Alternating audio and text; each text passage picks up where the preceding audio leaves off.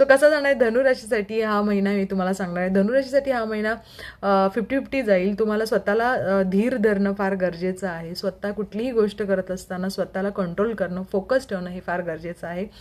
गुरु तुमच्या 6व्या घरामध्ये बसले, त्यामुळे स्वतःची प्रकृतीची काळजी घेणं गरजेचं आहे. स्पेशली स्किन रिलेटेड काही इश्यू असतील, पोटा रिलेटेड काही असतील तर त्याची काळजी घेणं मस्ट आहे.